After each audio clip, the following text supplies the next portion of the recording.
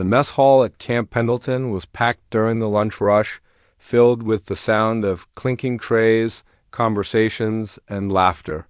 Over 300 Marines filled the space, a mix of ranks and units, all grateful for a hot meal after morning training. In the corner, near the coffee station, stood Private First Class Amy Chun, barely 5'2", quietly filling her cup. She'd been at the base for 6 months, worked in communications, and kept mostly to herself. Before we go any further, I need to ask where you're watching this from right now. Drop your country in the comments. This story is about respect and courage, and it connects all of us no matter where we are in the world. Behind her in line stood 3 men who didn't belong there. They were contractors, civilian workers doing maintenance on the base, and they clearly spent their lunch break drinking. The biggest one, a man named Derek with a beer belly and an attitude problem, had been making comments under his breath.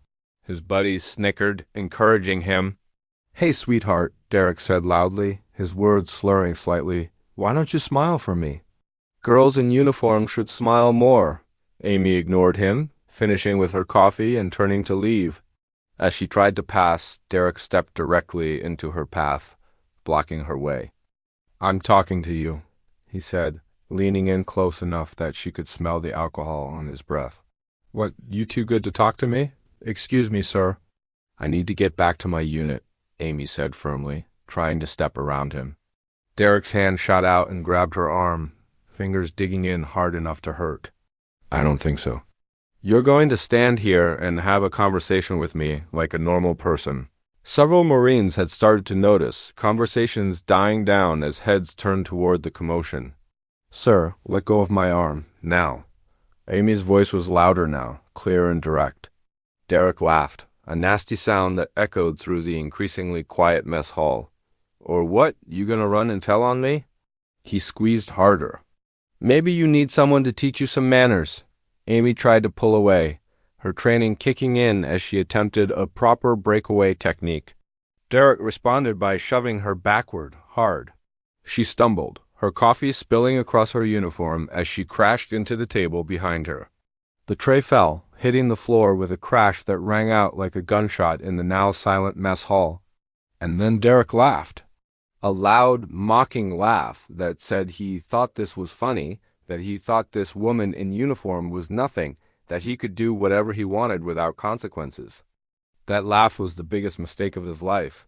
The sound that followed was something Derek would never forget. It started like a wave, from the back of the mess hall to the front. Chairs scraping against the floor. Boots hitting the ground in unison. One by one, then in groups, then all at once, every single Marine in that mess hall stopped eating and stood up. Not a word was spoken. Not a single order given. 300 Marines, from privates to a colonel who'd been eating in the corner, rose to their feet and turned to face Derek and his friends. "Wait until you hear what happens next. If this is giving you chills, hit that like button right now." This moment is absolutely incredible. The silence was deafening.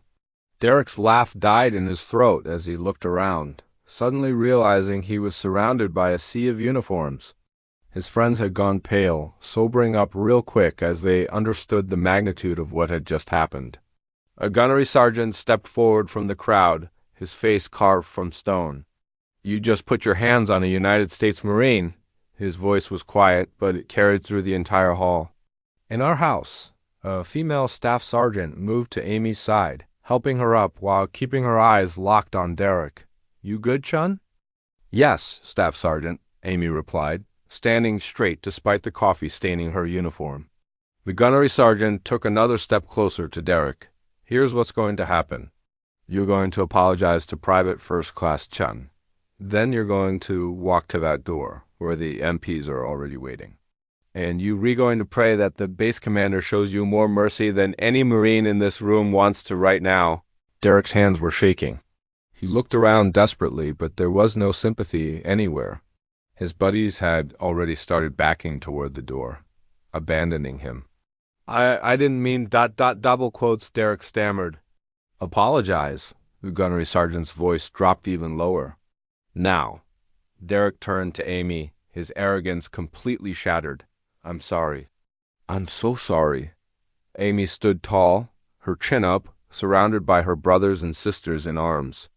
Apology noted, but not accepted. Save it for the judge. True to the gunnery sergeant's word, 2 MPs were already at the door. They moved through the parted crowd of Narins and took Derek into custody. His contractor badge was ripped off and he was escorted out in handcuffs. His buddies followed, also in custody, their employment on base already terminated.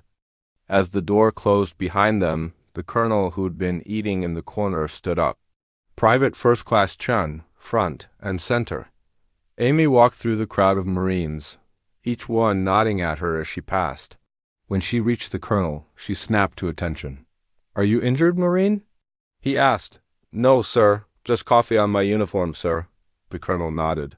"Good. What you just witnessed is what happens when someone forgets that we protect our own. Every Marine in this room, regardless of rank, gender, or role, is part of this family. An attack on one is an attack on all." He raised his voice. "Is that understood?" "Yes, sir." 300 voices responded as one. The colonel looked at Amy. "Carry on, Marine." "Yes, sir," Amy saluted, and as she walked back to get a new tray, something remarkable happened. Marines started clapping. It began with a few, then spread through the entire mess hall. Not for the violence that had been prevented, but for the principle that had been upheld. No one messes with a Marine. Not in their house. Not ever. Amy got her new tray, and as she sat down, a dozen Marines shifted to make room at their table. She wasn't alone. She never had been.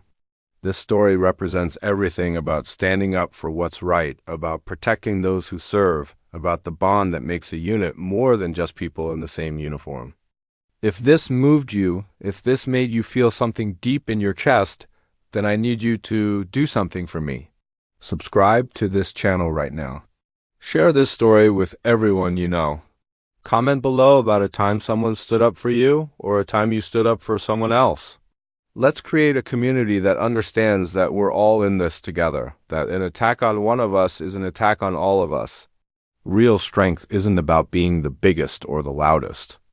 It's about standing together when it matters most. I'll see you in the next story, and remember, always be the person who stands up when someone needs you. Always be the Marine who rises to their feet.